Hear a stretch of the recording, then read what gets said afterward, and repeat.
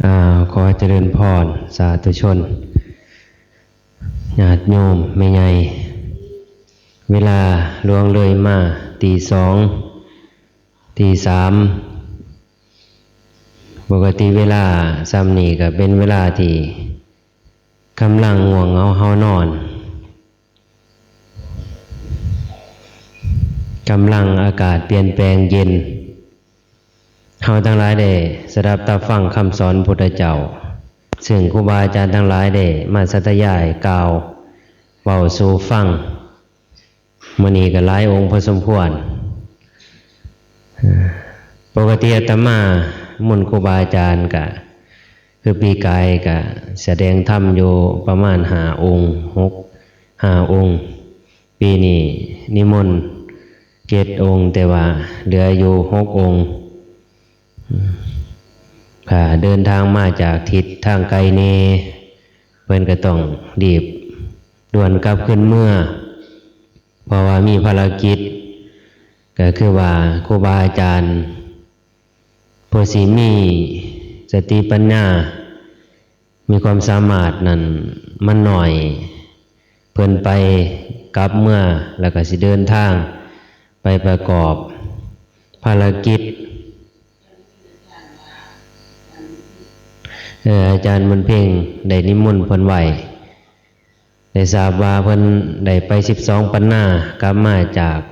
12ปันนาแล้วก็มาแวะสระบุรีก็บ่ได้ติดต่อเพิ่นก็เข้าใจว่าเพิ่นจะสิเมื่อยพอสมควรพอได้ยินประธานเว้าสู่ฟังว่าไป12ปันนาไปครั้งนี้ถือว่าทรหดเพิ่นว่าทั่วทรหดเพิ่นว่าเพิ่นบ่มีเวลามาเว้าสู่ให้แม่ใหญ่ฟังซ้ำเพิ่นก็ฝ้าวคือกันยากมื้ออื่นญาติโยมสิมาเยี่ยมเยียนเพราะว่าประธานก็ถือว่าประกาศธรรมประกาศศาสนาในเครื่องพุทธดรขอนไปสู่สิเบิดเพิ่นได้มาเสิร์ชสู่ประกาศคำสอนพุทธเจ้าประกาศโตของพุทธเจ้าพระธาตุทั้งหลายแต่มาประกาศในชาวพุทธก็เกิดความลำบากยากเย็นเหมือนกับเข็นโคกขึ้นเทิงผู้อย่างพอสมควรก็เลยต้องแล่นไปแล่นมารีบร้อนมีเวลาเฉพาะกลางคืนเพราะว่าลูกศิษย์ลูกหาผู้สิซอยกับบ่มีเพราะว่าคณะสงฆ์ก็บวชมาหาปี10ปีกำลังสิเป็นนอเป็นแนวกำลังงามเพียก็ลงกรคือเริ่มต้นใหม่นะอาตมาอย่างกายเหยียบเข้ามาสู่อำเภอนาจรวยน้ำยืนเมื่อปีพุทธศักราช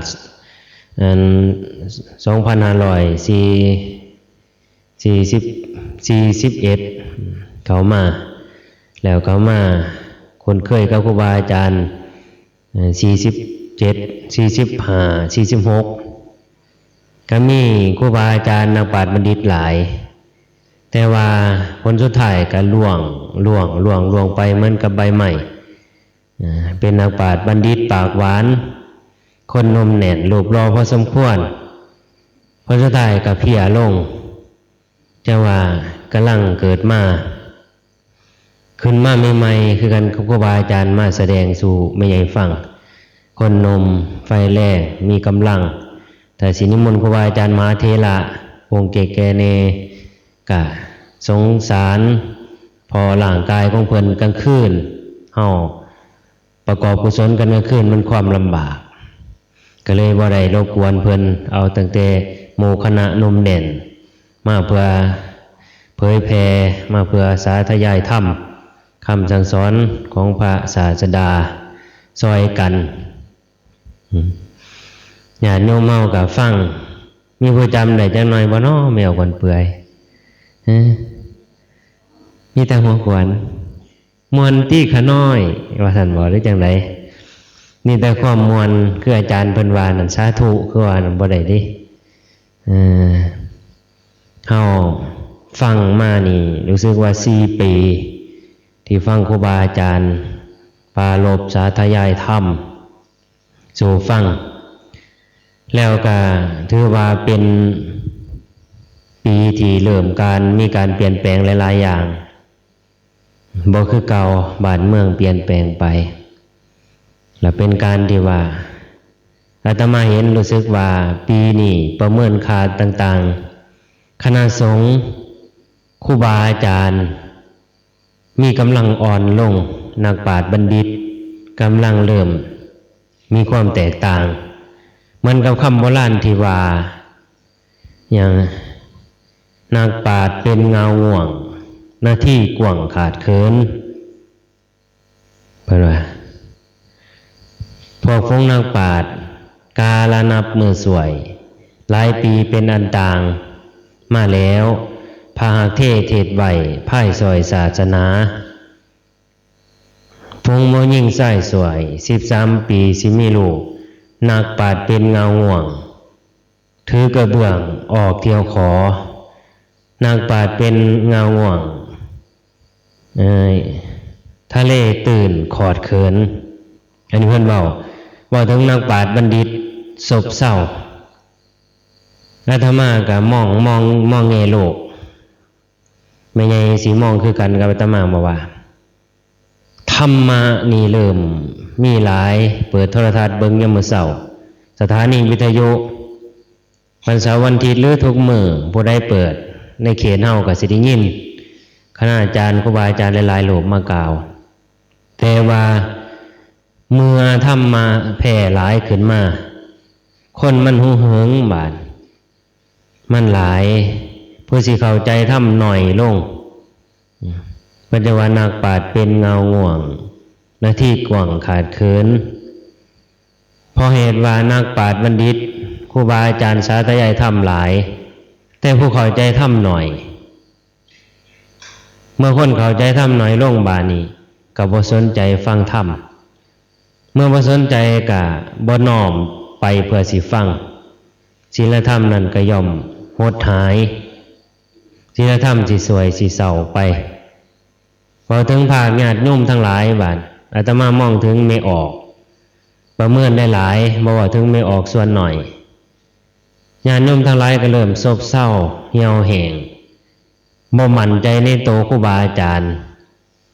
ไปลังหม่องลังวัดลังทีนักปราชญ์บัณฑิตปรากฏขึ้นแต่บ่มีคนฟังมีผู้แสดงธรรมแต่ขาดคนฟังบางครั้งบางเทื่อแม่ออกพร้อมอยากฟังธรรมแต่บ่มีผู้แสดงบางเทื่ออยู่ในวัด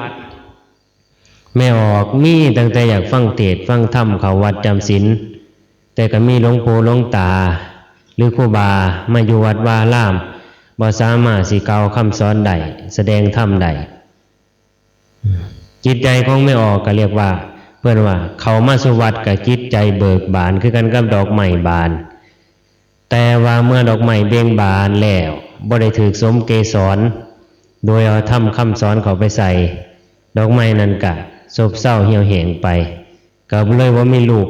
สืบนอแท้แนวออกไปเพื่อนว่าแต่วางมองบานี่ครูบาอาจารย์กล่าวธรรมปังๆแต่ว่ามีคนฟังโอ้ยเว้าดูจะเว้ายังหลายเนี่ยคู่เว้าดูได้ยินตั้งแต่เว้าเจ้าของอยากเฮ็ดได้ส่ำใดผู้เว้านั่นก็ดีว่ามันก็เลยบ่สมดุลกันไปมองโอ้ยอยากได้ครูบาอาจารย์มาอยู่วัดวาอารามมันก็เลยว่าเกิดความไม่ออกเกิดความบ่มั่นใจในตัวครูบาอาจารย์ลังเทียได้ผู้ดีมาอยู่นำบ่เข้ากับเทียเพียลงเสียไปปล่อยวัดว่าห่างปล่อยไม่ออกเป็นกำผาอีกบ้านพอน้อยสิเขาวัดเขาว่าดีเนจิตใจกำลังเบิกบานยิ้มแย้มแจ่มใสเพราะว่าเขามีเหตุอันเป็นไปไม่ออกก็เป็นกำผาหาครูบาอาจารย์ผู้สิเป็นหลักเป็นแรง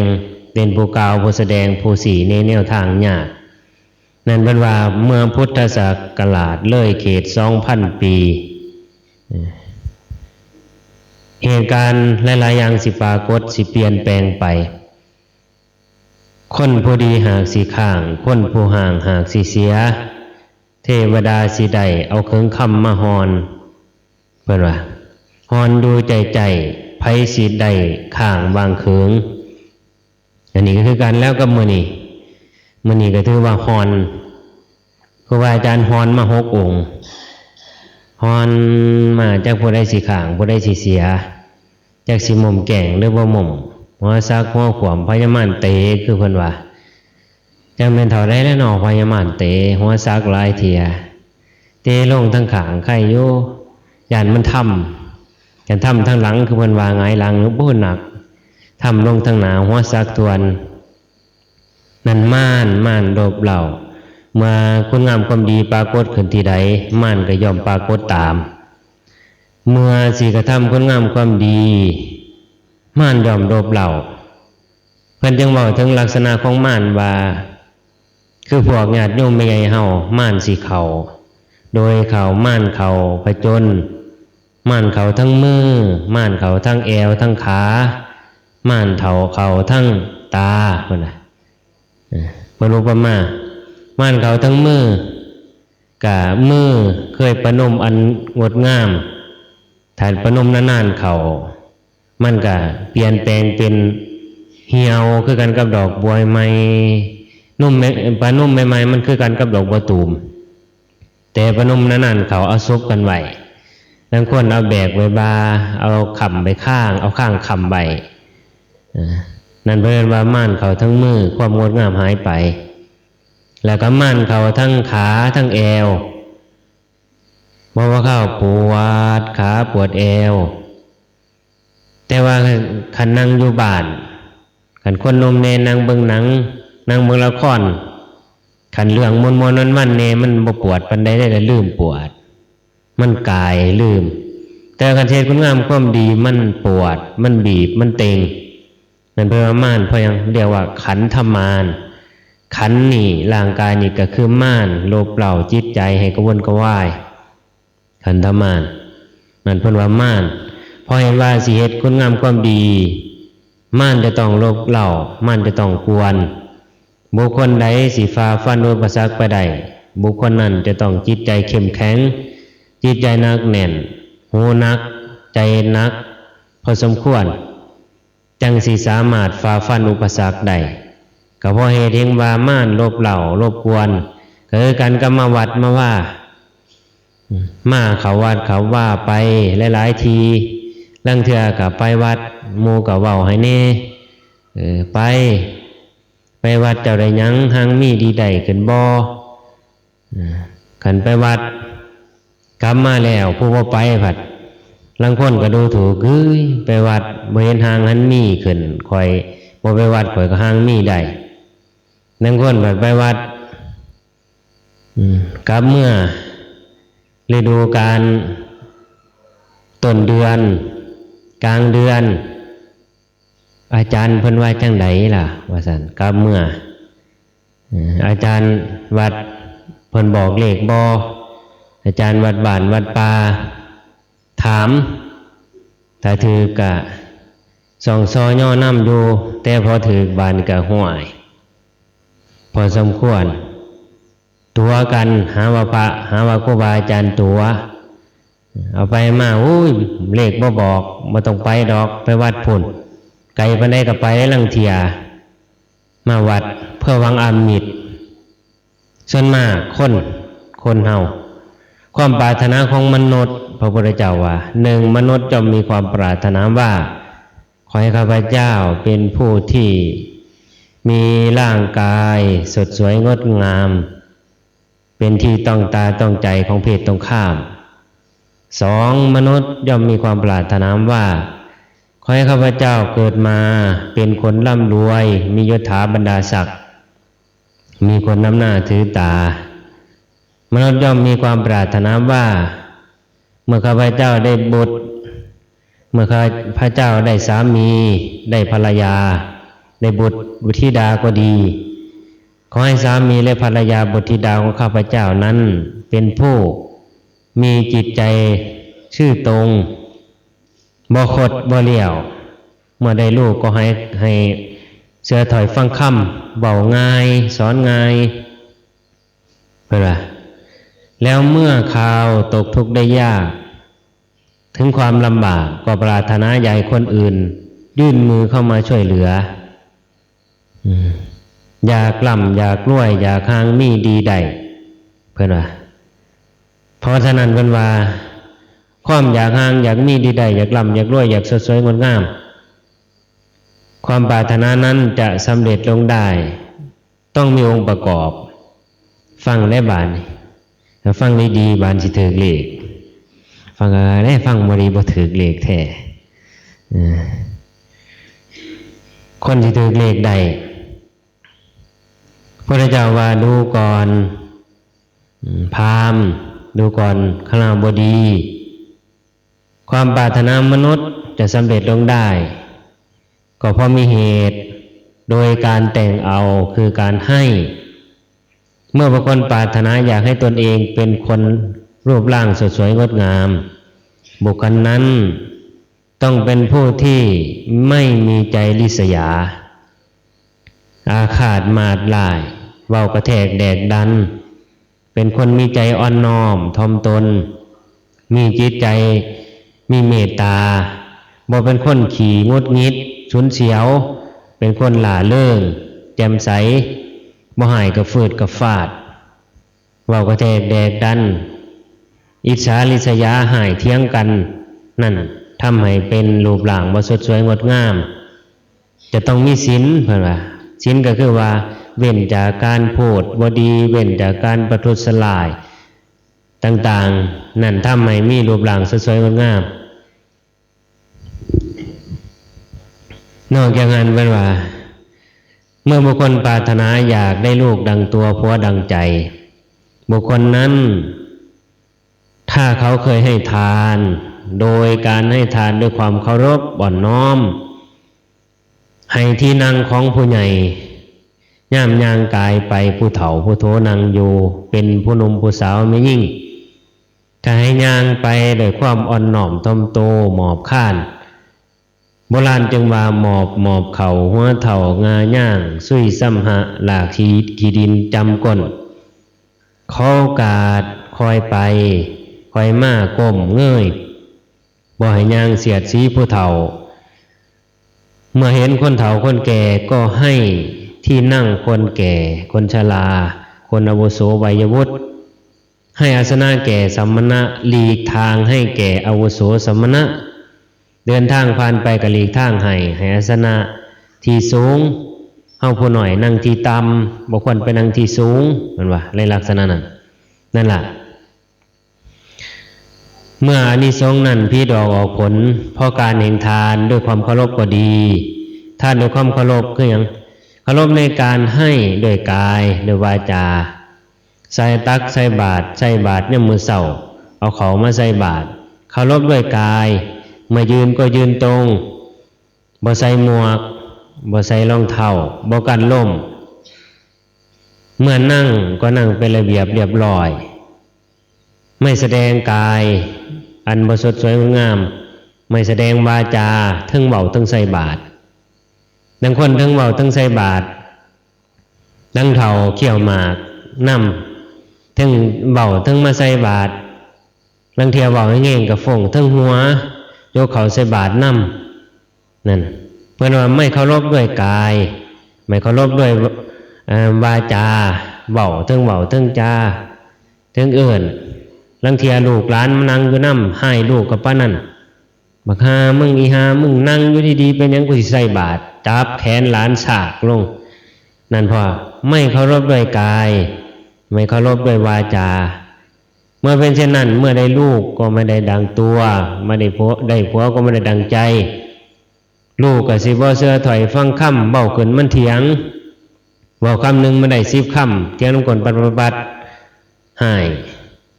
ยางมันยางนี้จากสัมเพื่อว่าเพราะความไม่เคารพเพราะการไม่เคารพยำเจงคนชราคนแก่สำนาชีพามผู้เฒ่าเว้าเถียงคว่ำผู้เฒ่าครูบาอาจารย์ชำนาญเว้า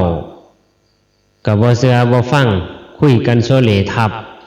ได้ลูกมาลูกกับบ่เสือถอยฟังคำเว้าเมเว้าขึ้นคำหนึ่งมาได้10พอเว้าขึ้นมันเถียงยางนี้พอนั่นแหละอานิสงส์มันต่อไปเพิ่นว่า เมื่อความปรารถนาของมนุษย์อยากเป็นผู้ที่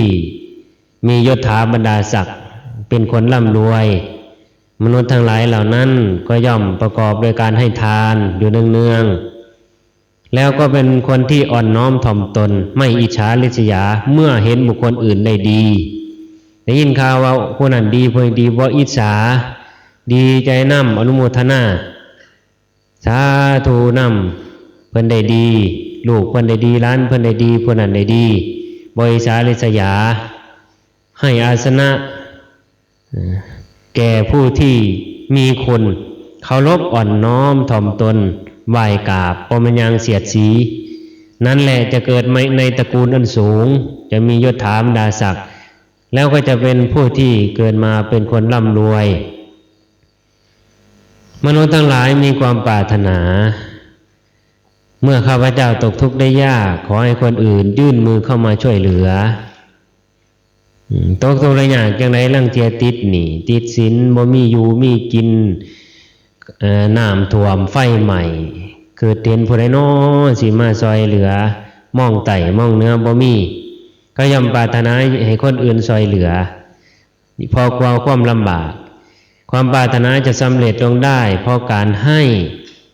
บุคคลนั้นให้ทานโดยกาลทานกาลทานคือหนึ่งให้บักใหม่ไม่เป็นทาน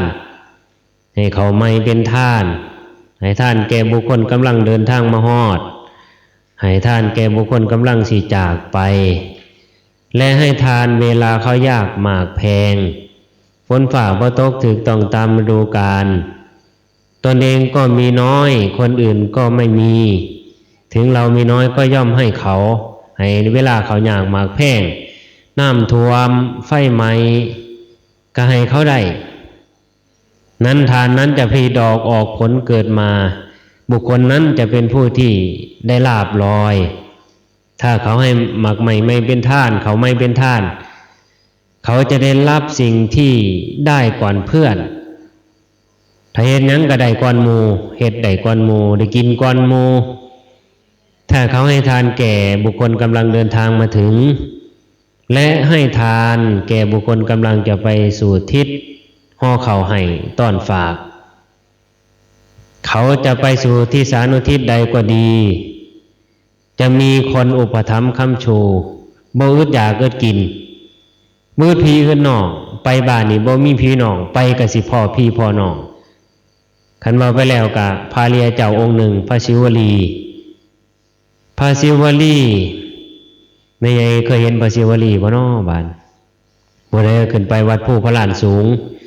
พอทานปั่นยืนเพื่อเวอแบกกดพ่ายบาทซักไม่คนเท่าพระศิวลีเป็นผู้ที่มีลาภมากตามตำนานคัมภีร์ของประธานกว่า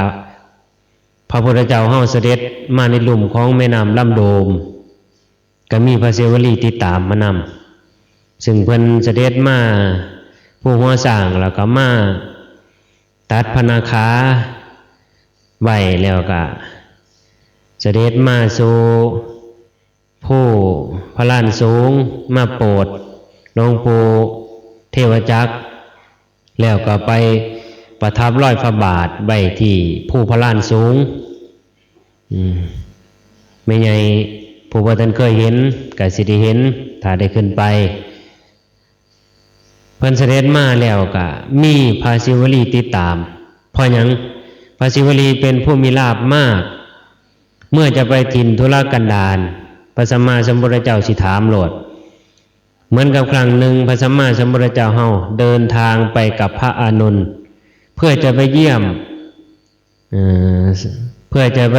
สัมมณีนแต่เป็นทางทุรกันดารทางลัดมีพวกอมนุษย์อยู่ถ้าไปทางอ้อมมีชาวบ้านอยู่ทางทุรกันดารไปได้ฮอดภายใน2-3 วันแต่เป็นที่ของอมนุษย์อยู่หูจักอมนุษย์บ่น้อบานหูจักอมนุษย์บ่ล่ะแม่ใหญ่มันเป็นรับหรอบ่ได้เดียวเบิ่งโอ้ยบ่ให้ฟังรับหรอบ่จ๊ะไปถิ่นสถานที่มีอมนุษย์อยู่ไป พานุ่นทุ่นว่าข้าแต่พระผู้มีพระภาคผู้เจริญสถานที่ทางลัดมีพวกอมนุษย์อยู่แต่ทางอ้อมมีมนุษย์อยู่พงจะเสด็จไปทางไหนเพื่อนก็เรียกว่าดูก่อนอานนท์ศิวลีมากับเราหรือเปล่ามาถ้าศิวลีมาเราจงไปทางลัดเพราะหากว่าเมื่อศิวลีไปแล้วมนุษย์ไม่มีพวกอมนุษย์นั้นแหละจะเป็นผู้อุปถัมภ์อมนุษย์คือหยังพูดลูกเทวดาภูมิเทวดาผีสางนางใหม่บังบดนะที่เฮาฮู้จักผู้ใดฟังเทศน์หลวงปู่นินคำอาตมาเปิดหลวงปู่นินคำเมื่อวันที่4เพิ่นเว้าถึงประวัติของเพิ่นว่าไปธุดงค์แล้วก็ไปบิณฑบาตอยู่ในบ้านพวกชาวคริสต์เขาบ่ใส่บาตรนำสำกลับออกมาคนนมเขาวีก่อนขี้หินใส่หัวปังอีกต่างหากเขาไล่มาเฮ็ดหยังเขาว่าพวกชาวคริสต์มันก็เดินออกมาพอจิตใจเพิ่นมั่นคงมาแล้วก็มีโยมมาลัดใส่บาตรนะคนเป็นร้อยใส่บาตรแต่บ่เต็มบ่เต็มก็คือฮอดผู้สุดท้ายเต็มบาตรแล้วเขาก็เลยนำขึ้นไปอยู่ถ้ำพุ่นน่ะนำไปถ้ำแล้วมองที่อยู่แล้วเขาก็ไปปัดกวาดที่อยู่ยังมื้อแรงมากก็ถือประโคมประทีปประไตมาเพิ่นว่าความสังเกตของเพิ่นว่า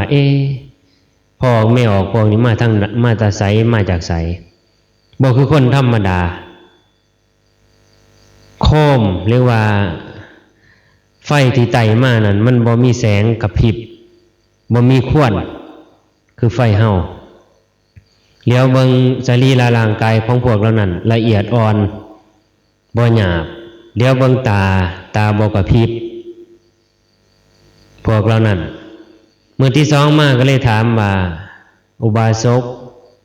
พอออกไม่ออกพวกเจ้าเป็นอยู่ภพใดภูมิใดอยู่เมืองใดอาตมาอยากรู้อยากทราบเพราะในละแวกนี้อาตมาไปแล้วมีตั้งแต่พวกชาวคริสต์กันเขาก็เลยว่าข้าน้อยอยู่ในภพของบังบดบ่แม่นมนุษย์ชนก็เลยว่าอยู่ไกลปานใดเพิ่นก็ว่าอยู่ไกลๆฮู้ได้จังได๋ว่าหลวงอาตมาเดินทางมามันก็เลยบอกว่าเขาก็เลยบอกว่าฮู้ด้วยว่ามีกลิ่นหอม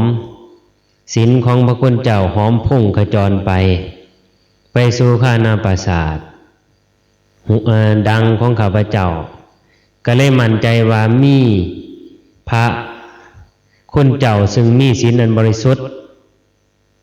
มาโปรดพวกข้าพเจ้าทั้งหลายก็จึงได้เตรียมภาชนะเพื่อสิได้ถวายทานเพิ่นก็เลยถามว่าเคยมีครูบาอาจารย์มาบ่ก็ว่ามีแต่ครูบาอาจารย์บางองค์เดินธุดงค์มาก็มีกินข้าวเหม็นสาบเพราะศีลของเพิ่นบ่บริสุทธิ์บางองค์มีกินเล็กๆน้อยๆแต่บางองค์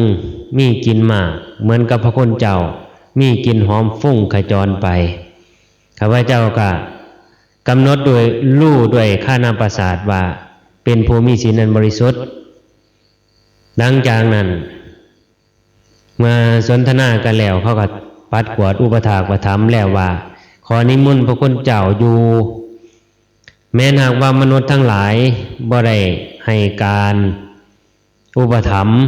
แต่พวกข้าน้อยทั้งหลายขออุปถัมภ์อุปถากครูบาอาจารย์พระคุณเจ้าเพื่อสิให้พระคุณเจ้าอยู่พวกข้าน้อยทั้งหลายสิได้มาสนทนาธรรมมาฟังธรรมพวกข้าน้อยทั้งหลายใคร่ต่อการฟังธรรมนี่บางบทเขาว่าเพิ่นก็เลยว่าเมื่อเป็นเช่นนั้น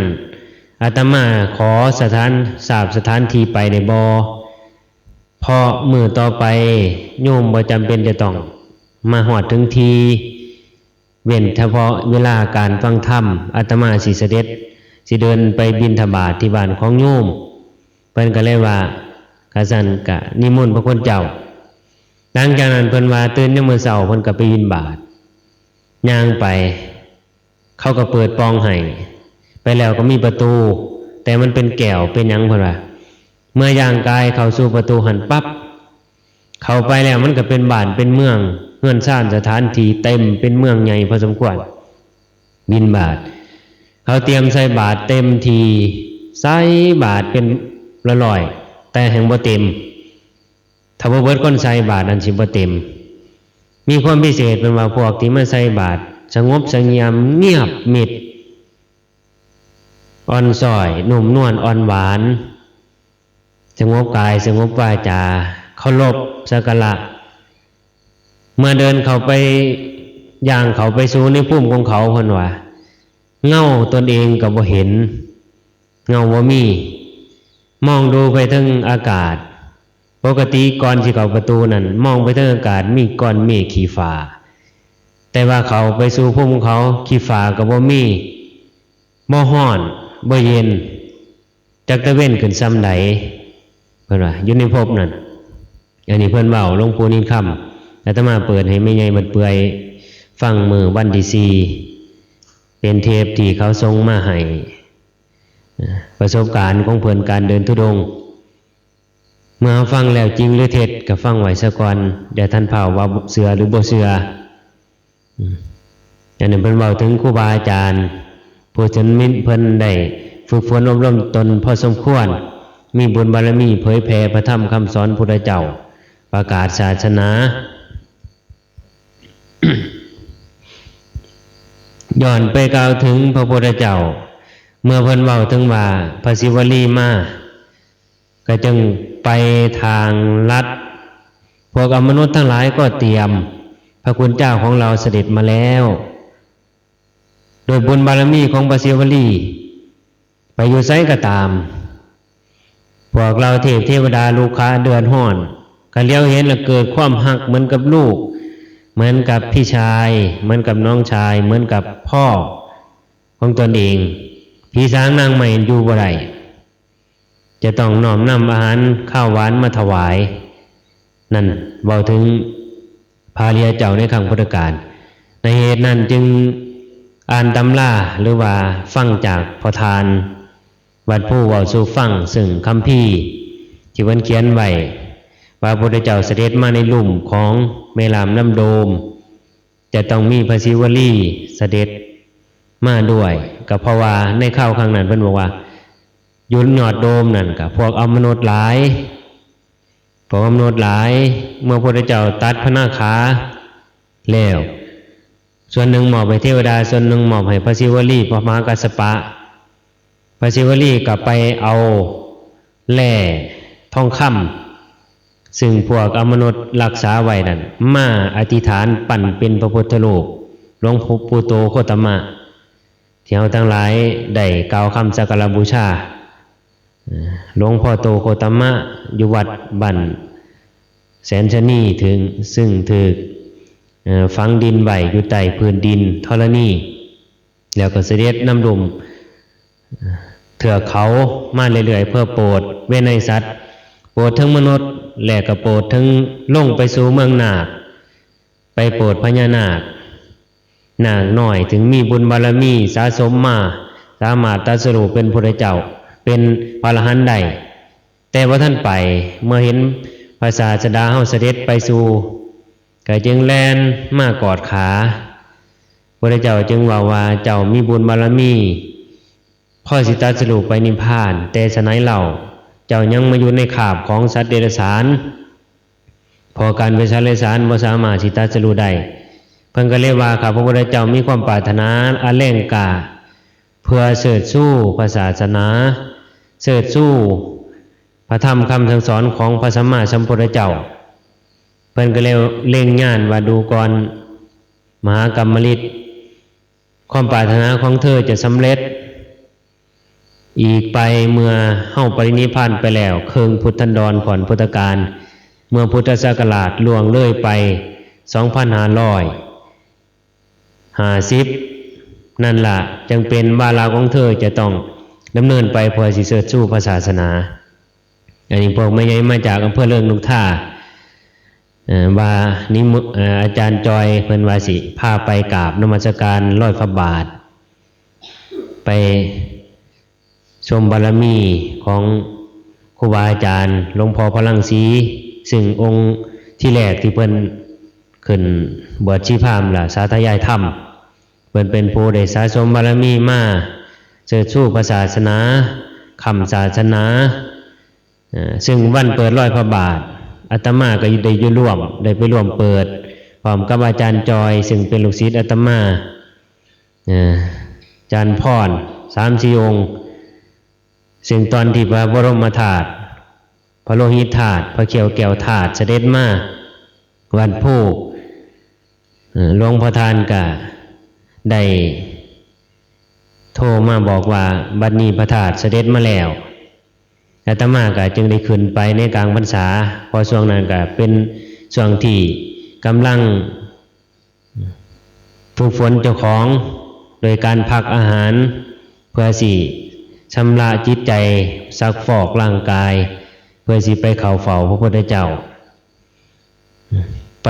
รับพระบรมธาตุเสด็จมาเมื่อพระธาตุเสด็จมาก็เลยโทรไปบอกว่าพระธาตุเสด็จมาแล้วเฮาควรมาสักการะบูชาเรียกว่ามาเชิดชูมาต้อนรับพระสัมมาสัมพุทธเจ้าของเฮาทั้งหลายเพิ่นก็เลยมาเมื่อมาแล้วก็พอดีได้จบเหมาะเป็นวันสำคัญก็เลยได้เพิ่นก็เลยให้เป็นคณะขึ้นไปร่วมเปิดร้อยพระบาทเรียกว่าชุดแรกของคณะสงฆ์ที่ขึ้นไปเปิดร้อยพระบาททำความสะอาดเปิดจากแผ่นหญ้าปกไว้จากขึ้นมาเป็นรอยหินก็อาจารย์จอยก็คือสิเว้าให้พวกแม่ใหญ่อำเภอเริงฟังพอสมควรมื้อนั้นก็ไปเบิ่งโดยตาบุญพลาหลายเพราะว่าต่อไปมันก็เพิ่นสิปิดอาตมาเชื่อว่าจะต้องปิด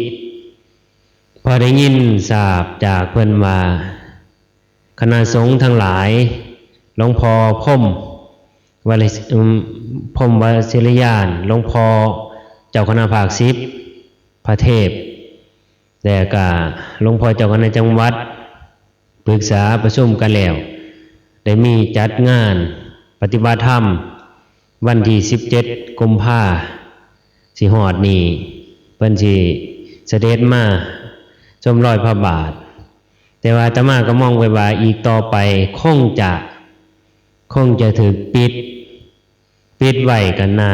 จะเฮ็ดเป็นรอยพระบาทจำลองมากบไว้เดี๋ยวนี้ผู้ใดไปก็ได้เห็นของจริงคือรอยจริงของพระสัมมาสัมพุทธเจ้าซึ่งมีสันฐานเหมือนกับพระไตรปิฎกที่อาตมาได้ศึกษาแต่ครูบาอาจารย์ได้กล่าวฟังรอยพระพุทธเจ้าเป็นรอยของมหาปุริลักษณะความพิเศษบ่คือคนธรรมดารอยพระพุทธเจ้าเสมอราบเรียบนูนกลางพอที่นูนกลางนั่นก็มีธรรมจักรหมุนแต่ตอน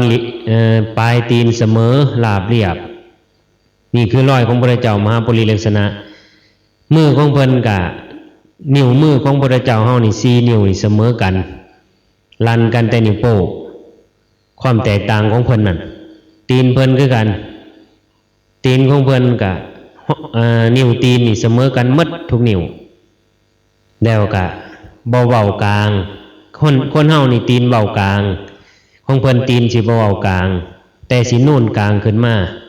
พอมีกงจักรอยู่หั่นพระพุทธเจ้าเฮาเพิ่นสิเหยียบรอยไว้เฉพาะคนบางคนบางครั้งเพิ่นเสด็จไปโปรด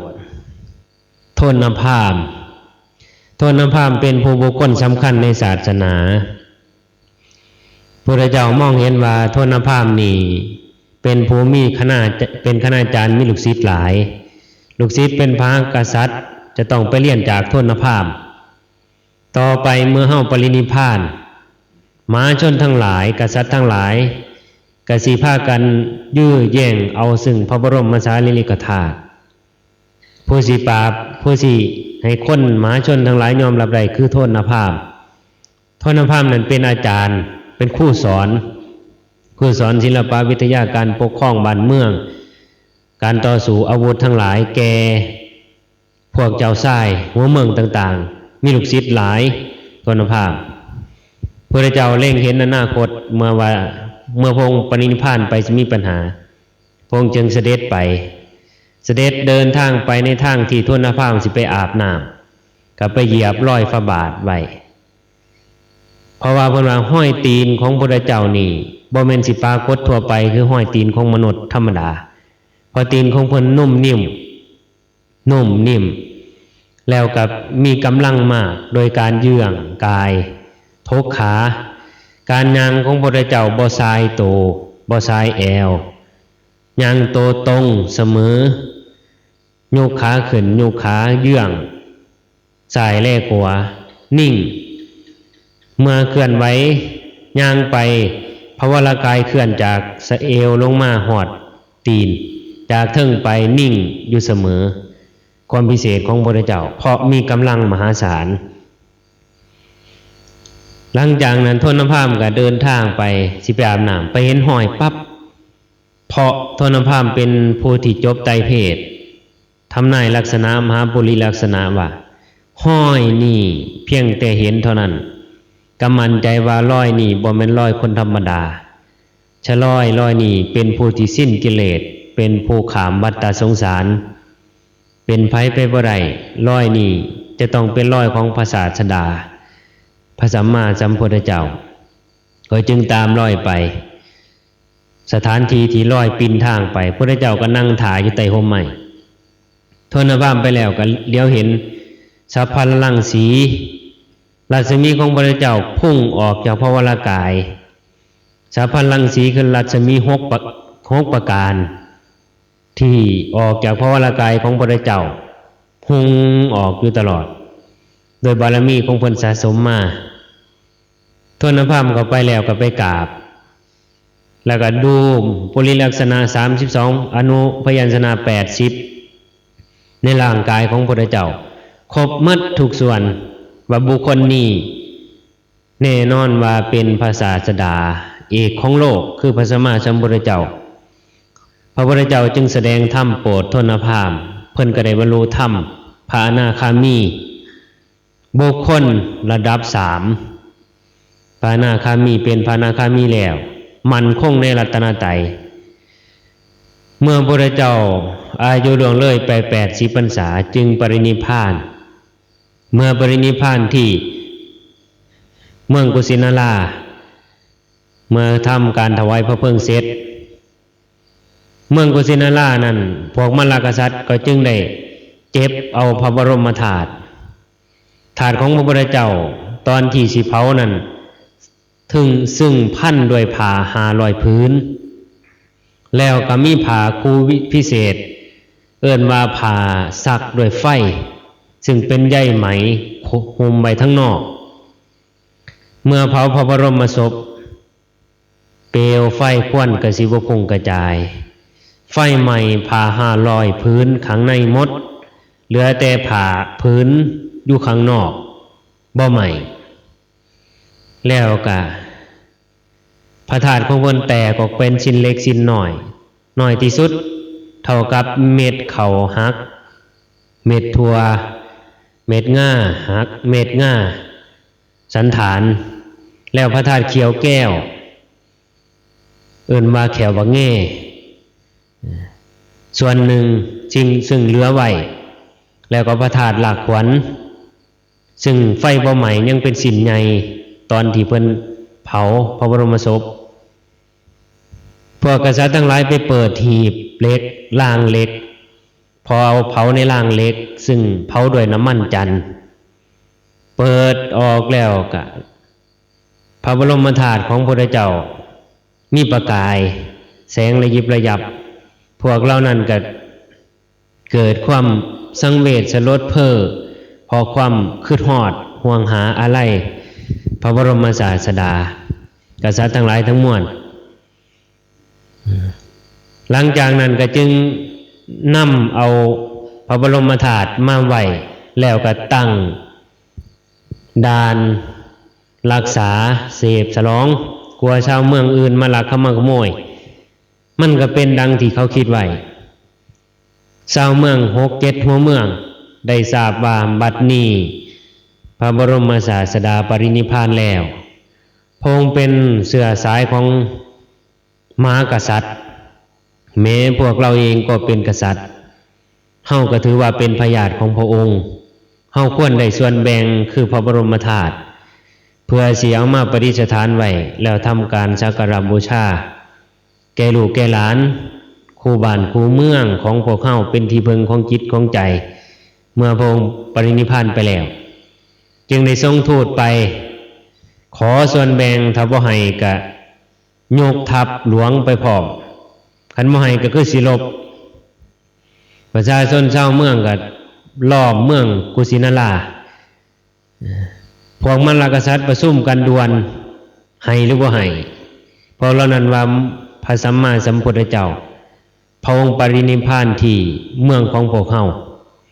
กษัตริย์คนอื่นกินข้าวกินน้ำคือกันเฮาก็กินข้าวกินน้ำเขาก็มีมือมีตีนคือกันเฮาก็มีคือกันสิเก่งแต่เขาไปได้บ่มีเฮาก็เรียนศิลปะมาลบบ่ยอมให้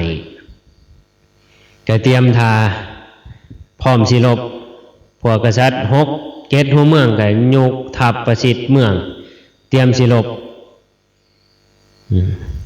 ในข้าวครั้งนั้นเพิ่นว่าโทษนภาพซึ่งพระบรมศาสดาได้วางไว้แล้วว่าให้บุคคลนี้ไประงับศึกการแย่งชิงพระบรมธาตุก็จึงได้ขึ้นหอคอยขึ้นไปประกาศแก่มหาชนทั้งหลายแก่พม่ากษัตริย์ชาวเมืองราชโอรสทั้งหลายทั้งมวงซึ่งถือหอกถือดาบโยกพ้นเข้าประชิดเตรียมสิลบแย่งชิงพระบรมธาตุประกาศไปว่าดูก่อนท่านทั้งหลายจงฟังคำของข้าพเจ้าก่อนประกาศครั้งที่แรกพวกเรานั้นเถียงกันอยู่บ่ได้ยินครั้งที่สองก็ห้องไปอีกว่าขอโอกาสแก่พวกพระมหากษัตริย์เจ้าชายทั้งหลายจงฟังคำข้าพเจ้าอันเป็นสุภาษิตพวกคนเหล่านั้นก็ได้ยินว่าคือได้ยินเสียงมาแล้วว่าเสียงนี้คือกันกับอาจารย์เฮาพอได้ไปศึกษาในศิลปะเขาก็เลยฟังโทนพามก็ได้โอกาสจึงประกาศว่าขอเจ้าชายทั้งหลายหัวเมืองทั้งหลายพระมหากษัตริย์จงฟังคำข้าพเจ้าข้าพเจ้ามีอุบายเพื่อสิระงับศึกคนทั้งหลายมองมากกับเป็นอาจารย์ของตนเองก็จึงย่อมบ่กล้าลื่นความอาจารย์เพิ่นก็จึงว่าขอโอกาสข้าพเจ้าสิเพื่อสันติธรรมดาพระสัมมาสัมพุทธเจ้าอุบัติเกิดขึ้นในโลกเพื่ออนุเคราะห์คนพระองค์พร่ำสอนหนักหนาเพื่อบ่ให้เข็นขาพัดประหารตลอดถึงการคิดอิจฉาริษยาเบียดเบียนแต่บัดนี้พระองค์ปรินิพพานไปบ่นานพวกเฮาทั้งหลายถือว่าเป็นเชื้อสายกษัตริย์สักยราชเป็นพุทธมามากะเป็นสาวกของพระองค์พระองค์นิพพานไปบ่ทันนานเฮาก็สิลืมคำสอนของพระองค์มันสมควรแล้วหรือนี่คือคำกติเตือนใจพอกษัตริย์ทั้งนั้นก็ได้สติขึ้นมาเป็นดังคำอาจารย์เฮาเว้าก็เลยว่าเฮ็ดจังไดก็เลยว่าถ้าเป็นเช่นนั้นพระพุทธเจ้าเกิดขึ้นมาเพื่ออนุเคราะห์มหาชนคนทั้งโลกบ่แม่นของบุคคลใดคนหนึ่งพระองค์เกิดมาเพื่อที่อนุเคราะห์ผู้ที่พ่อเสียอนุเคราะห์ใดเพื่อสิไปสู่สันติสุขปราศจากความทุกข์ทุกคนก็ย่อมมีส่วนในพระบรมธาตุก็เลยตกลงแบ่งพระบรมธาตุเมื่อแบ่งพระบรมธาตุกันแยกไปสู่หัวเมืองทั้งหลายทั้งมวลต่างๆนั่นอันนั้นคือร้อยพระพุทธเจ้าเพิ่นสิเหยียบประทับบ่แม่นเหยียบธรรมดาเมื่อเหยียบแล้วเพิ่นว่าหน้าก็ดี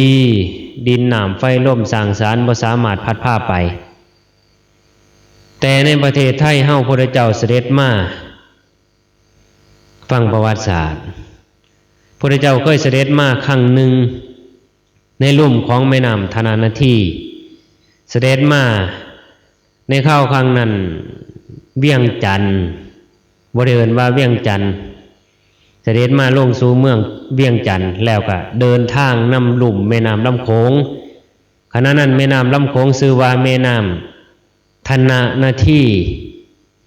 เสด็จมาแล้วปลาบางโตสัตว์บางโตลงไปสู่เมืองนาคโปรดมนุษย์ทั้งหลายแล้วก็ลงไปสู่เมืองนาคมีปลาใหญ่ตัวหนึ่งเห็นพระสัมมาสัมพุทธเจ้าแล้วเกิดอนุสติตนเองเคยได้เป็นพระในศาสนาแต่ว่าเพราะความผิดศีลเฮ็ดบ่ดีเฮ็ดทั่วทีบ เฮ็ดทั่วทีบในวัดในว่าอยากหยอกของสงฆ์กินของสงฆ์บ่ทำตามที่เจตนารมณ์ของบุคคลให้ทานตายไปแล้วไปเกิดเป็นป่าเมื่อเห็นพระสัมมาสัมพุทธเจ้าแล้วก็เกิดนุสติระลึกถึงกรรมเจ้าของก็ลอยไปตามพระองค์เมื่อพระองค์เสด็จตามแม่น้ำธนะนาทีพระองค์ก็จึงได้แสดงธรรมให้เกิดธรรมสังเวชให้ตั้งอยู่ในศีลพวกนาคพวกปลาเหล่านั้นก็จึงว่าเมื่อพระองค์จากไปแล้วสิ่งที่เป็นสิทธิระลึกบ่มีขอราธนานิมนต์พระบรมศาสดาจงได้ประทับสิ่งที่เป็นที่ระลึกให้พวกข้าพเจ้าทั้งหลายได้สักการะบูชาพระพุทธองค์ก็จึงได้เหยียบรอยพระบาทไว้ริมแม่น้ำโขงต่อมานานวันหลายปีหลายเดือนเข้าหินกว่านั้นก็ลมลงไปสู่น้ำแล้วก็ลงไปสู่เมืองนาคหลังจากนั้นก็เดินทางมาสู่กัมปนาคิรีภูกำพร้ามาว่าสถานที่นี้แต่กี้เอิ่นว่ากัมปนาคิรีเอิ่นว่าภูกำพร้าซึ่งตั้งพระธาตุพนมปัจจุบันแล้วก็ว่าสถานที่นี้ต่อไปในอนาคตบุคคลที่มีบุญอันสะสมดีแล้วผู้มีจิตใจอ่อนโยนจะลงจากเมืองสวรรค์มาเกิดในลุ่มของแม่น้ำธนะนาทีบุคคลเหล่านั้นจะเป็นผู้ที่มีสติปัญญามีใจอ่อนน้อมแล้วสิเสด็จสู่พระศาสนาก็เลยตัดเป็นพินัยกรรมให้แพ้แก่พระมหากัสสปะว่าเมื่อเฮาตถาคตปรินิพพานดูก่อนกัสสปะเธอจงนำเอาพระอุลังกธาตุของเฮามาไว้ที่กัมปนาคิรีเพราะคนมีบุญอันสะสมดีแล้วมีจิตใจอ่อนโยนจะมาเกิดในลุ่มของแม่น้ำเหล่านี้เขาเหล่านั้นสิเสด็จสู่พระศาสนาของเฮาให้มีอายุยืนต่อไปหลังจากนั้นพระองค์ก็เสด็จตามลุ่มแม่น้ำลำโขงมาสู่สวรรณเขตประเทศไทยประเทศลาวสวรรณเขตประเทศไทยมุกดาหารขณะนั้นเมืองนั้นเอิ้นว่าเมืองศรีโคตบูรณ์ต่อเมื่อพระองค์เสด็จมาแล้วก็จึงเปลี่ยนชื่อเมืองศรีโคตบูรณ์เป็นเมืองศรีโคตนปุระเอาชื่อพระเจ้าในนามของพระเจ้าเมื่อเสด็จเขามาหันแล้วมาโปรดพระญาศรีโคตบูรณ์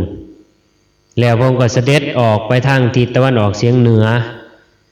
ของเมืองศรีโคตบูรณ์หรือว่าสวรรณเขตไป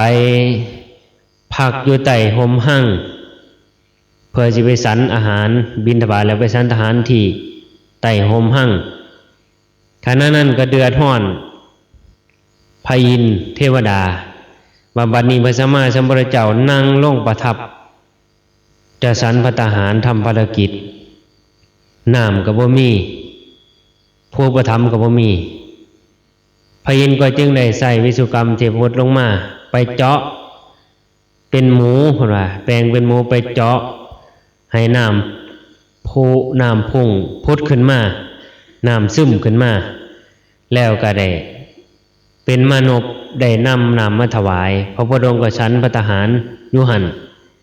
แล้วก็ตัดเป็นพินัยกรรมไว้ว่าต่อไปเมื่อเฮาตถาคตปรินิพพานดูก่อนกัสสปะเธอจงนำเอา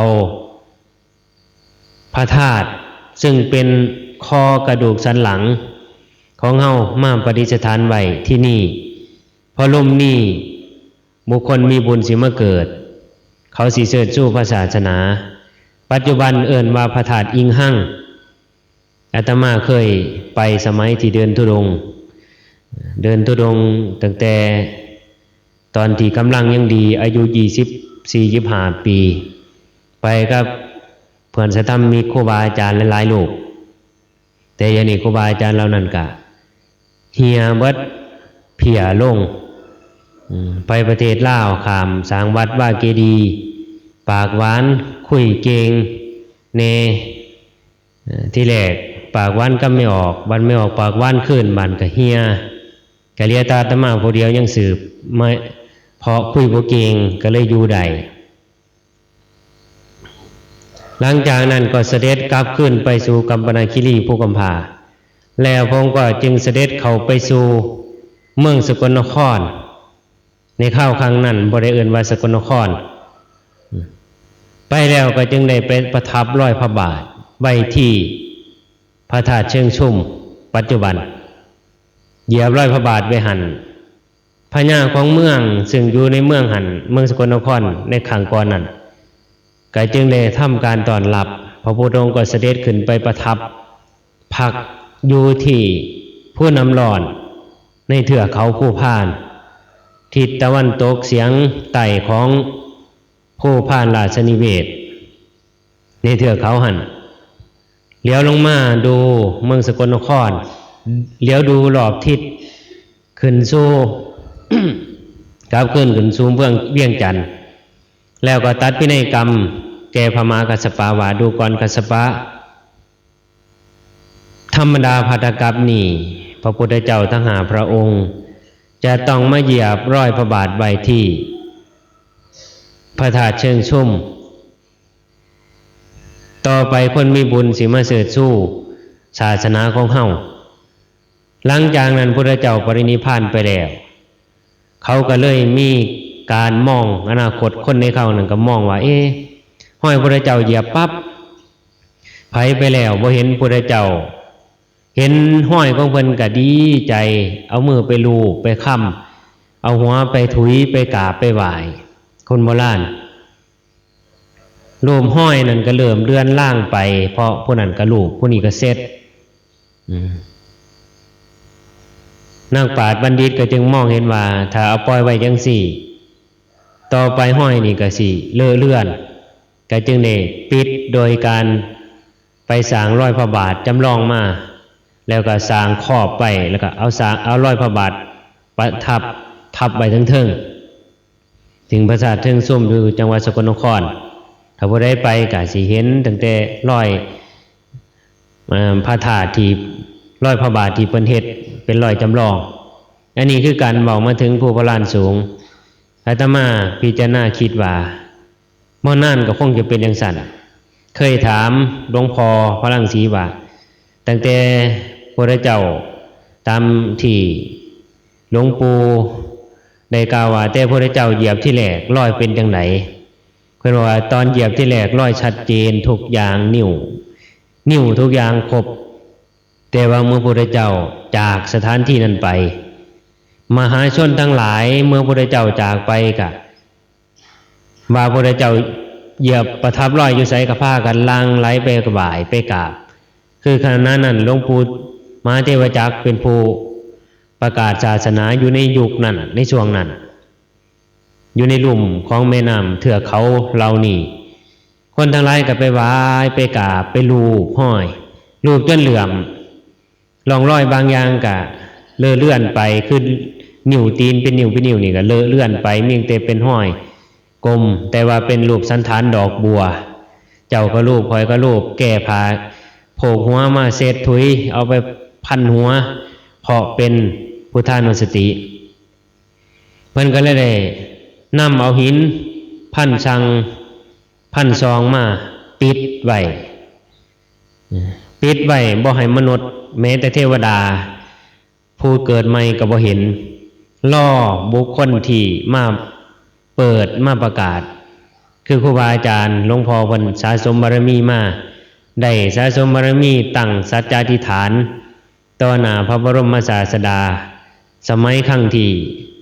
เพิ่นเคยได้เกิดเป็นพระมหากษัตริย์อธิษฐานไว้เพื่อสิเสิร์ชสู่พระศาสนาล่อเพื่อการสร้างบารมีมาเคิงพุทธันดร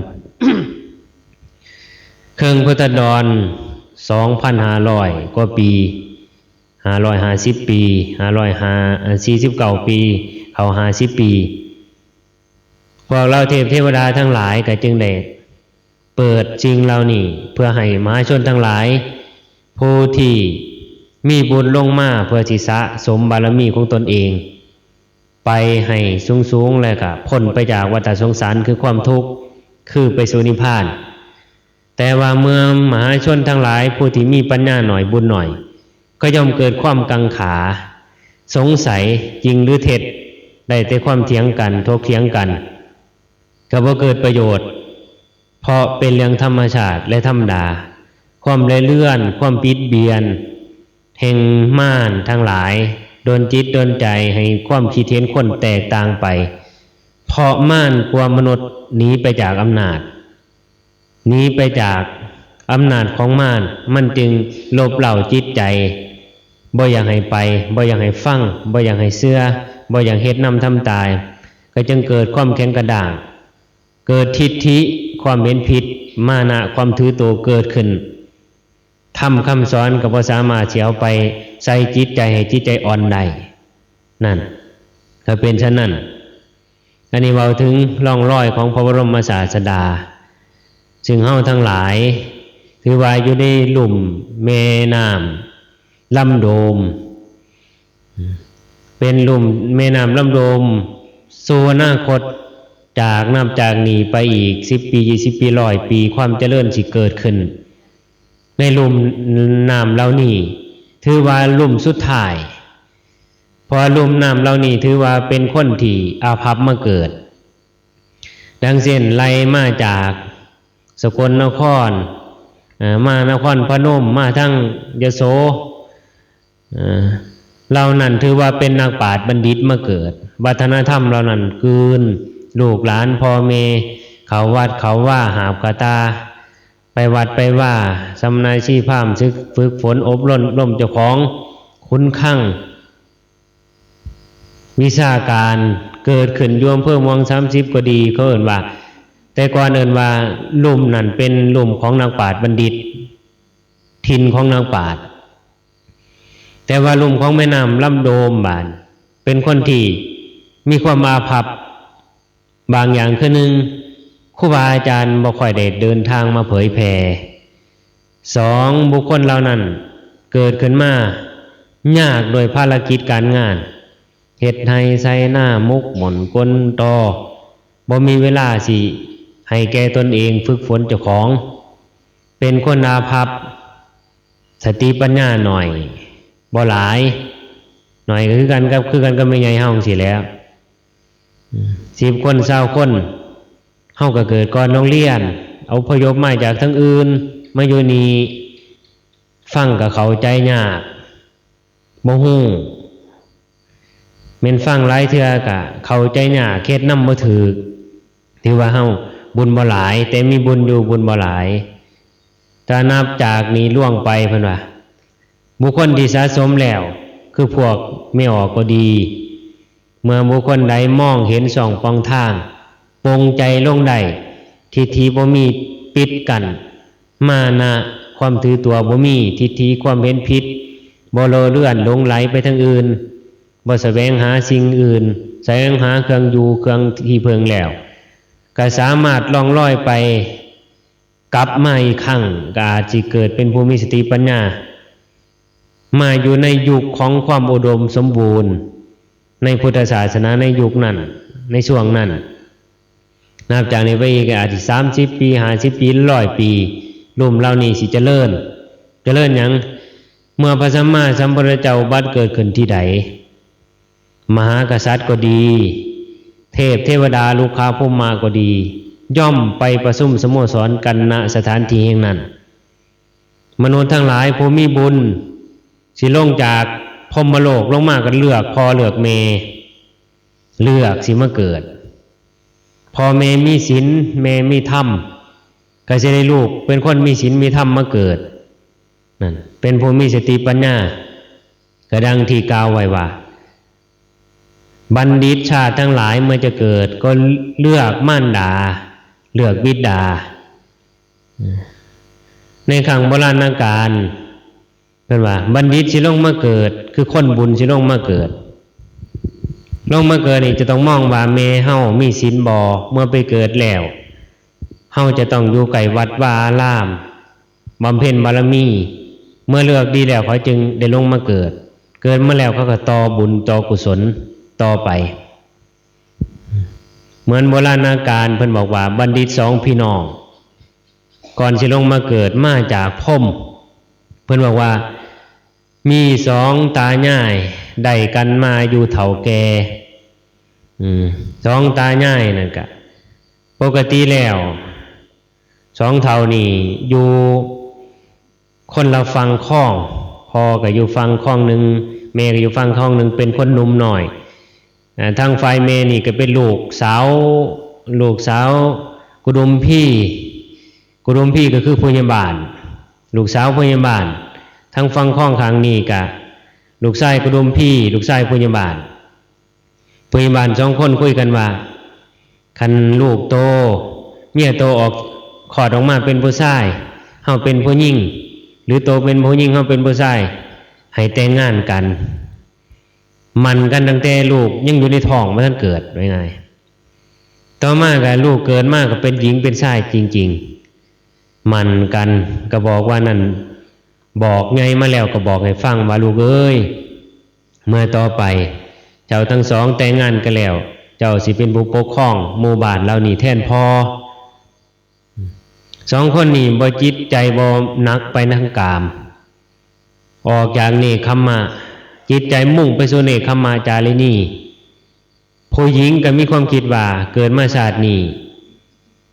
สิบ่เอาผัวเอาภาษาบ้านเฮา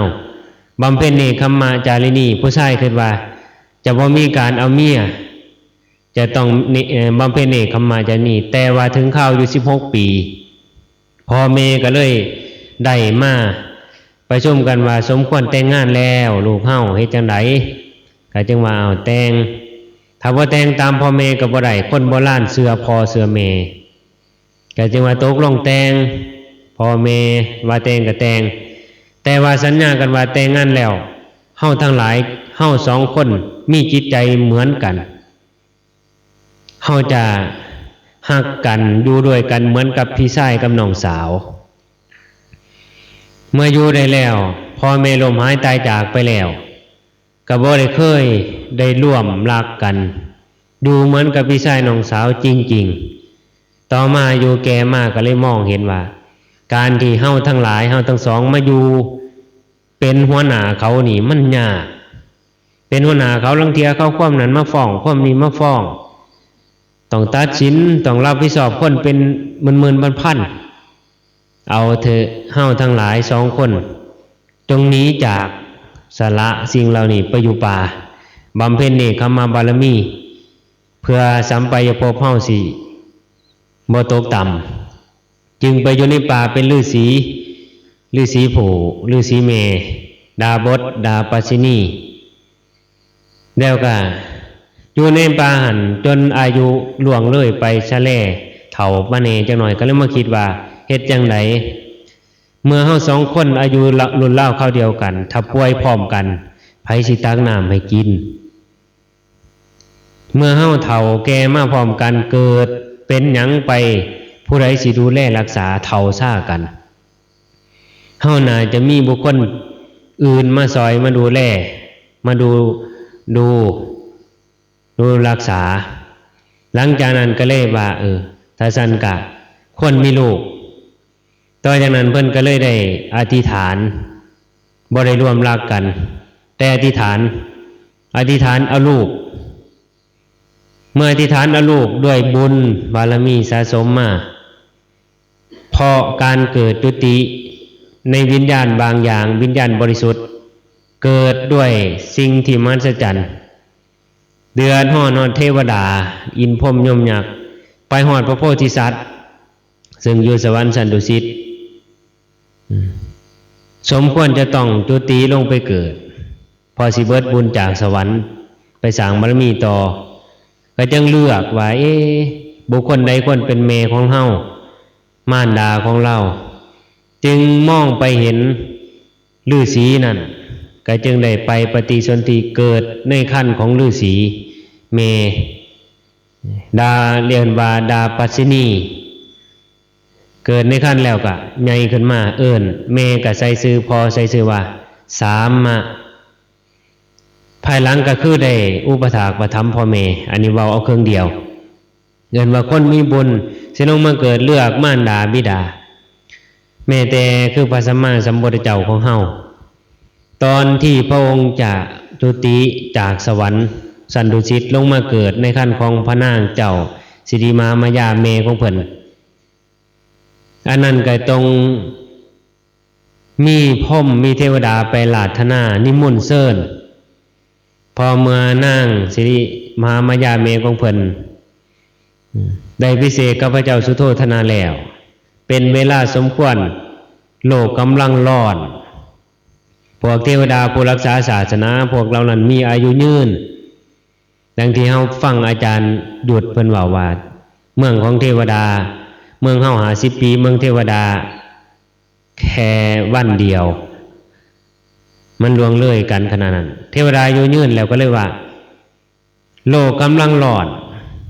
บัดนี้ผู้สิลงไปทำให้โลกสงบลมเย็นได้นั่นคือพระโพธิสัตว์จึงไปเชิญเสด็จนิมนต์ดุสิตเทพบุตรลงไปเกิดใส่ศาสตร์เพื่อสิตรัสรู้เป็นพระพุทธเจ้าเมื่อไปเชิญเสด็จแล้วเพิ่นก็คิดหาผู้สิลงไปเกิดในท้องก็จึงมองหาไปเห็นนางสิริมหามายาว่าบุคคลนี้แหละคือมารดาของเฮามองไปเห็นพระเจ้าสุโธทนะว่าบุคคลนี้ล่ะคือพระราชบิดาของเฮาแล้วจึงเสด็จลงสู่พระคันของมารดาโดยสติสัมปชัญญะฮู้การเข้าไปสู่พระคันการเกิดการออกจากท้องเมื่อเกิดแล้วเขาไปในท้องนั่นกะเมื่อตอนที่เกิดพระนางสิริมายาก็นิมิตฝันเห็นสร้างเผือกถือดอกบัวเดินมาทางอากาศเมื่อมาสู่ตนาแล้วก็เอาดอกบัวยืนให้แล้วก็เสด็จหายวับเข้าไปในเผาทอนคือทอง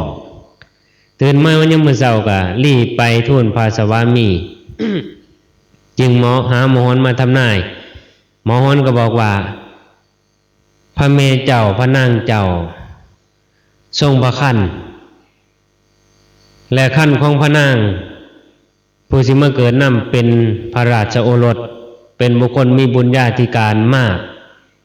บุคคลเหล่านี้เป็นผู้ประเสริฐสูงสุดเป็นใหญ่ในโลกเพิ่นว่าต้องเป็นใหญ่ในโลกบ่แม่นเป็นใหญ่เฉพาะในเขตใดเขตหนึ่งหลังจากนั้นก็เมื่อเข้าสู่พระคันของมารดาไปอยู่ในท้องแม่ของเพิ่นบ่ให้ทำให้แม่ลำบากร่างกายบ่ให้เก็บท้องปวดบ่ได้แม่น3มื้อดี4มื้อไข้บ่แม่นอยากกินนั่นอยากกินนี่บ่มีพิษกระบูนเพราะบุญบารมีของพระราชกุมารเมื่อไปนั่งอยู่ในท้องแม่หันพระราชกุมารไปเข้าสู่พระคันนั่งขัดบัลลังก์นั่งขัดบัลลังก์นั่งทับอาหารเก่าของพระมารดานั่งสมาธิปีนหน้าออกมาทั้งหน้าเมปีนหลังสู่กระดูกสันหลังคือกันผิดกับมนุษย์เฮาอยู่ในขั้นของมารดานอนโตคดพุ่นน่ะคดอยู่เอาหัวลงทางใต้พร้อมเอาหัวปีนข้างไปบังแล้วก็นอนทับอุจจาระของมารดาเพิ่นว่ามนุษย์แต่พระโพธิสัตว์นั่งอยู่ในพระคันของมารดานั่งขัดบัลลังก์มีความพิเศษว่าเมื่อพระมารดาพระนางเจ้าสิริมหามายาอยากดูบุตรของตนเองพระนางก็สามารถเลี้ยวเห็นลูกซึ่งอยู่ในท้องได้โดยนางอยู่ใหญ่ซำใด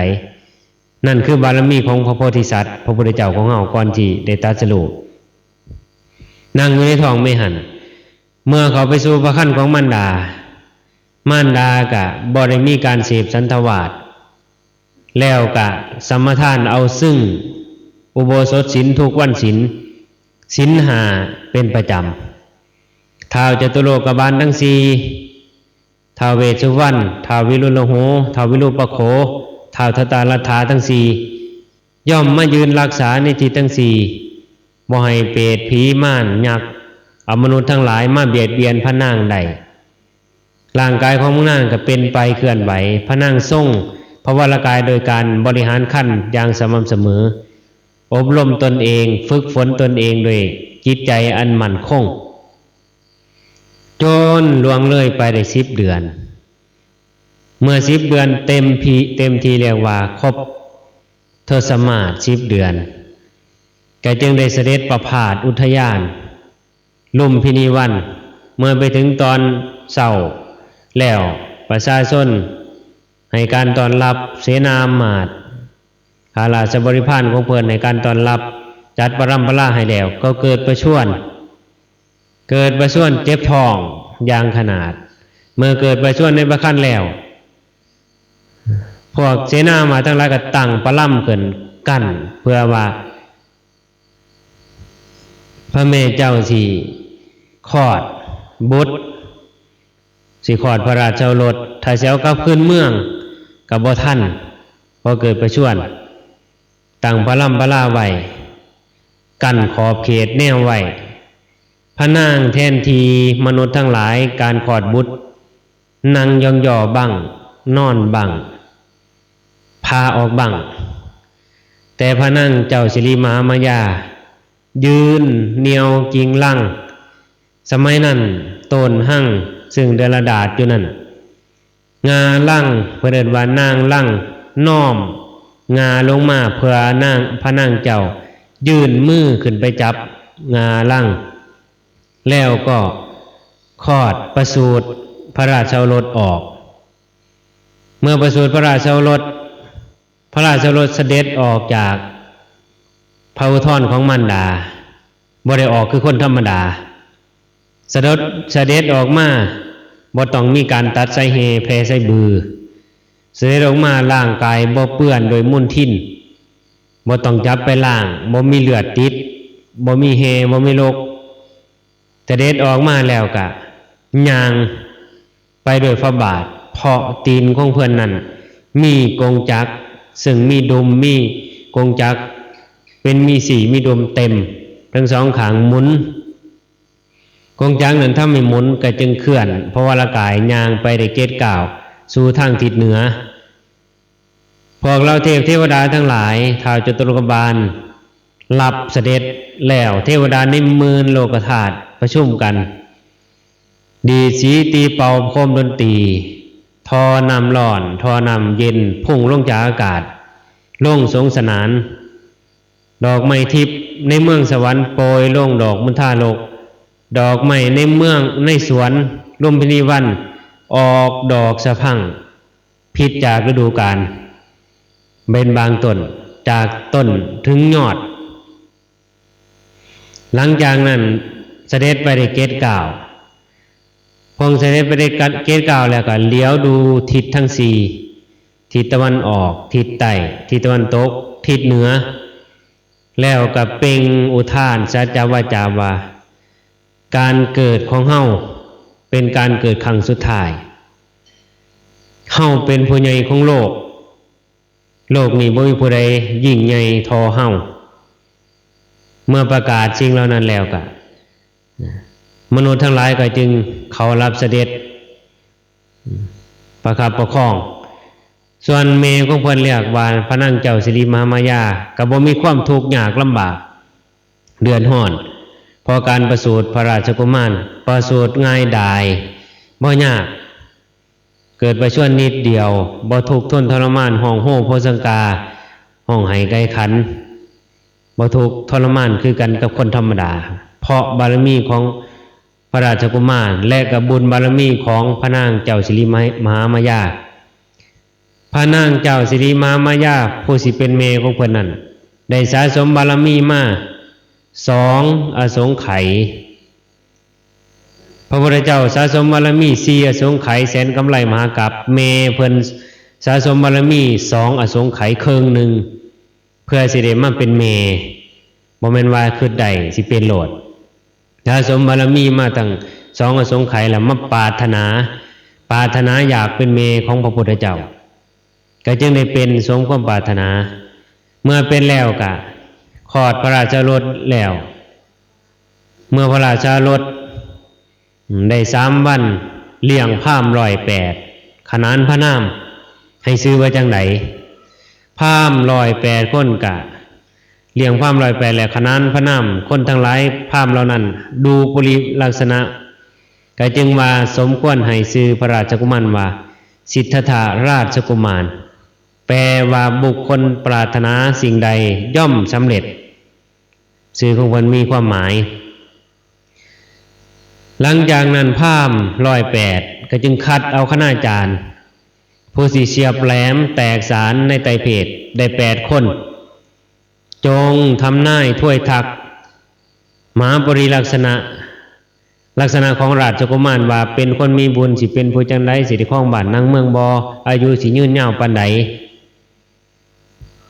พวกเรานั้นก็จึงทำนายทายทัก7 คนพวกอำมาตย์พวกพราหมณ์เหล่านั้น7 คนยกมือขึ้นไป2ว่าพระราชกุมารถ้าหากว่าได้ครองคฤหัสถ์จะได้เป็นพระเจ้าจักรพรรดิมีมหาสมุทร4เป็นขอบเขตมีแก้ว7 ประการปรากฏขึ้นขับเคลื่อนไปมีนางแก้วมาแก้วขุนข้างแก้วปรินายกแก้วสร้างแก้วแล้วก็จักแก้ว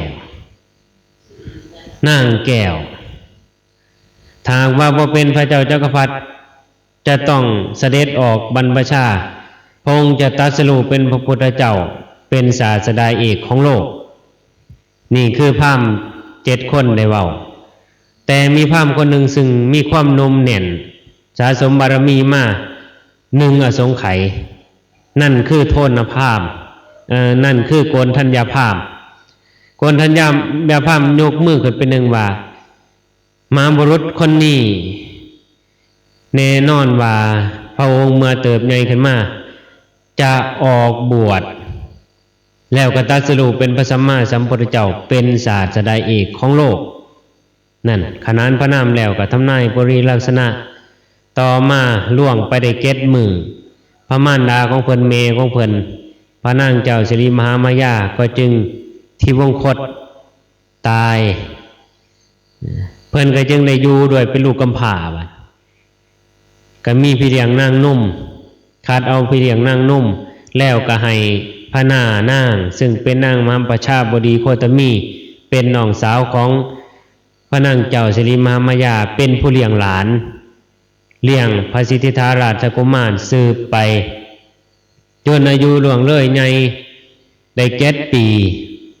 เมื่อได้7 ปีแล้วก็พระองค์ก็ได้ทำให้พระราชบิดาเกิดความตระหนักอ่อนน้อมจิตใจอ่อนเมื่อครั้งที่พระองค์พระเจ้าสุโธทนะไปแหลกหน้าขวัญพระราชกุมารนั่งอยู่ใต้ห่มบ่าซึ่ง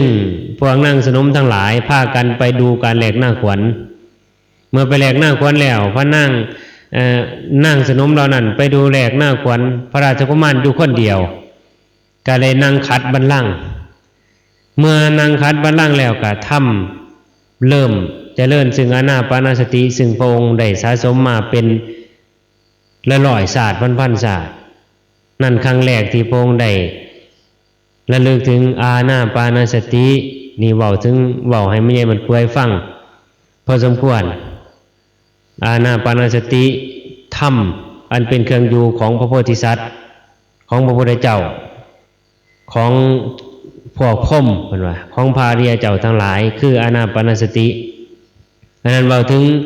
ความเป็นมาของพระสัมมาสัมพุทธเจ้าตั้งแต่น้อยจนอายุล่วงเลยใหญ่ไป29 ปีออกบวชแล้วก็ล่วงเลยไป45 ปีจึงได้ตรัสรู้อนุตตรสัมมาสัมโพธิญาณประกาศพระศาสนาเสด็จไปทั่วโลกสถานที่ใดพระองค์บ่เสด็จไปบ่มีเมื่อเสด็จไปแล้วไปสู่เมืองนาคก็ดีไปคุดก็ดีไป ไปสู่พรหมโลกก็ไปสู่พรหมโลกก็ไปโปรดกติกาพรหมเหล่านั้นถือว่าพรหมมีอายุยืนถือว่าเจ้าของเป็นอมตะพระองค์ก็ไปโปรดให้ฮู้ว่าพรหมบ่เป็นอมตะแต่มีอายุยืนซื่อๆไปสู่เมืองสวรรค์ก็ไปประทับที่บรรดุกัมพลาศิลังอาจของพระอินทร์แล้วก็ไปแสดงธรรมอภิธรรม7 คัมภีร์โปรดพุทธมารดาที่สวรรค์ชั้นดาวดึงส์ชั้นที่2ให้แก่พวกเทวดาทั้งหลายฟังจนได้บรรลุธรรมตลอด3 เดือนแล้วก็เสด็จไปสู่เมืองมนุษย์ทุกหัวละแห่งนั่นคือการไปของพระสัมมาสัมพุทธเจ้าแล้วพระพุทธเจ้าเมื่อพระองค์ปรินิพพานไปแล้วคำสอนของพระองค์ยังมีล่องลอยการเป็นอยู่เผ่าทาสเหมือนกับคำโบราณที่ว่าเรือหากไหลไปแล้วคอนสิยังข้างทาไฟหากไหม้ปลาแล้วดอนเนื้อหากสิยังเรือแพร่จากทาไปแต่ว่าทาคงยังเมื่อไฟไหม้ปลาดอนเนื้อเล่าเนื้อกะหากยังอุปมาคือกันว่าเมื่อพระองค์ปรินิพพานไปแล้วเหมือนกับเรือจากทายังก็คือพระธรรมพระวินัยคำสอนพระพุทธองค์ก็ยังล่องลอยพงก็ยังไฟหากไหม้ปลาแล้วดอนเนื้อหากยังเมื่อพระองค์นิพพานไปแล้วแต่สันฐานลักษณะพระธาตุล่องลอยมือลอยตีนพระบรมธาตุของพระองค์ก็ยังนั่นว่าเนื้อหากยังเพื่อหยังก็เพื่อพวกเฮาทั้งหลายพระพุทธองค์เพิ่นบ้างหลากฐานเพื่อเสียอนุเคราะห์พวกเฮาด้วยพระมหากรุณาอนุเคราะห์จังไดธรรมดาพระพุทธเจ้าหลายๆพระองค์พระพุทธเจ้าเหล่านั้นเมื่อเพิ่นปรินิพพานแล้วเพิ่นสัจจิฐานว่าให้พระบรมธาตุนี่จับตัวเป็นก้อนเดียวเป็นก้อนบางใหญ่โคโลอันเดียวเมื่อพระองค์ปรินิพพานไปแล้วสาวกเถรนานิพพานไปแล้วพระธาตุอันตรธานก็หมดไปเบิดศาสนาแต่พระพุทธเจ้าของเฮาคนมีอายุหน่อย100 ปีพระพุทธองค์ก็จึงมองเห็นชนรุ่นหลังเกิดมาใหม่ไงมารุ่นผู้ที่มีบุญอันสะสมแล้วแต่ยังข้างอยู่บ่ได้มาเกิดบ่ได้เห็นหน้าเพิ่นก็จึงอธิษฐานว่าขอให้พระธาตุของเฮาจงแตกกระจัดกระจายเป็นชิ้นเล็กชิ้นน้อยไปทั่วทุกคนละเองที่มีคนบุญปรากฏขึ้นไปสู่สวรรค์บ่ได้หน่อยไปสู่เมืองนาคในเมืองคุดเนไปสู่เมืองมนุษย์แต่ว่ามีหลากหลายพระบรมธาตุพอคำอธิษฐานไว้เมื่อพระพุทธเจ้านิพพานไปก็คือร่างกายนิพพานขันธ์นิพพานแต่ยังรอนิพพานของพระพุทธเจ้ามี1นิพพานโดยว่ากิเลสนิพพาน2นิพพานขันธ์นิพพาน3พระธาตุนิพพานพระธาตุสินิพพานได้ก็ต่อเมื่อพุทธศาสนาล่วงเลยไปเขตบารมีของเพิ่น5,000 ปีเมื่อลงเลยไปถึง5,000 ปีมนุษย์บ่มีผู้สนใจบ่ฮู้ศีลฮู้ธรรมบ่มีผู้ประกาศธรรมเกิดยุคมีกษัตริย์คนเข็นขาประหารกันจับอาวุธขึ้นมาเป็นจับไม้จับค้อนขึ้นมาเป็นอาวุธยุทโธปกรณ์ฆ่ากันทำลายล้างกันลูกเต่าพ่อแม่บ่มีพี่น้องเอื้อยอ้ายบ่ได้เคารพกันเข็นขาประหารกันเห็นกันเป็นพักเป็นป่าบ้านเมืองเกิดความระซ้ำระสายฝนบ่ตกถึกต้องตามฤดูกาลเกิดเขายากหมากแพงคนทั้งหลายก็จึงมองเห็นกันเป็นพักเป็นป่าเข็นขาประหารกันกินซึ่งกันและกันตกถึงข้าวเรานั่นแล้วก็คอนไปสู่เบิดศาสนาของเพิ่น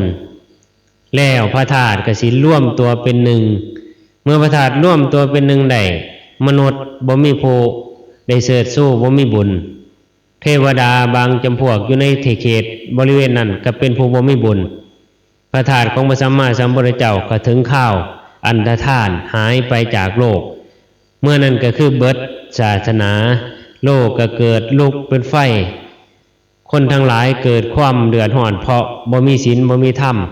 คนก็สิเข็นขาประหารสิ่งดีสิ่งเด่น บ่มีความเมตตาต่อกันไผเฮ็ดได้เฮ็ดเอาสิ่งใดสิ่งเอาบ่ได้เคารพบ่มีบุญมีคุณต่อกันบ่ได้สมมุติว่าเป็นพ่อเป็นแม่เป็นพี่เป็นน้องต่างคนต่างใหญ่ขึ้นมาแล้วก็ว่าตัวเก่งเหมือนกับสัตว์เดรัจฉานขึ้นกับหมาสมมุติอุปมาหมาไก่ก็ดีใหญ่จากแม่แล้วลังเทียมหบกันน้องอ้ายมันหบกันกัดกันเตะหอดพอตีหอดแม่หมากัดกันต้องอยู่ไผอยู่มันนั่นแต่แยกพ่อยังพอบ่ฮู้ศีลบ่ฮู้ธรรมบ่มีศีลมีธรรมมนุษย์ก็เป็นเช่นนั้นคือกันอันนี้พวกเฮาทั้งหลายถือว่าอยู่ในเครื่องพุทธันดรแล้วก็คอนเขาไปสู่พุทธกาลพากันสะสมบารมีเสบียงทางสะสมบุญเพื่อสิไปสู่ปายภพสัมปายภพข้างหน้าสิบ่เกิดทุกข์ยากเข็ญใจลำบากเดือดเนื้อร้อนใจถ้ากลับมาอีกครั้งก็ถือว่ากลับมาในยุคอันเจริญบ่กลับมาในยุคที่วุ่นวายทุกข์ยากลำบากฉะนั้นเฮาทั้งหลายพากันสะสมบุญบารมีในข้าวครั้งนี้หรือสะสมมาแล้วก็ดีนั่นเป็นสิ่งที่ติดต่อยหอยตามเฮาไปสู่สัมปายภพข้างหน้าสิ่งที่ติดต่อยหอยตามไปสิ่งอื่นบ่มีทรัพย์สินเงินทองสลึงคันบ้านช่องก็บ่สามารถติดตามไปได้สิ่งที่ติดตามไปได้นั่นก็คือคุณงามและความดีอันเฮาได้สะสมไว้ดีแล้วเหมือนกับครูบาอาจารย์หลายๆองค์ที่แสดงสู่ญาติโยมทั้งหลายฟังอันนี้อาตมาก็มาปรารภมากล่าวมาเว้าปิดท้ายรายการเพื่อให้สาธุชนทั้งหลายได้เข้าจิตเข้าใจฟังแล้วน้อมนำไปสู่การประพฤติปฏิบัติให้เกิดความสุขแก่ตนเองแล้วก็ความสุขแก่ส่วนรวมท้ายที่สุดแห่งการแสดงธรรมและก็เฮาทั้งหลายมาพบกันมาสะสมบารมีในมื้อนี้วันนี้คืนนี้ขอคุณงามความดีที่อาตมาได้สะสมมาดีแล้วโดยการให้ทานรักษาศีลภาวนาและบุญกุศลที่ญาติโยมทั้งหลายได้กระทำมาดีแล้วในการให้ทานรักษาศีลภาวนาบุญกุศลนั้นจงเป็นภารวาปัจจัยอุปนิสัยตามทรงให้เฮาทั้งหลายจงปราศจากทุกข์เข็ญเวรภัยให้มีใจสงบเยือกเย็นเอาตนพ้นทุกข์โดยทั่วกันทุกตนทุกคนเทอญ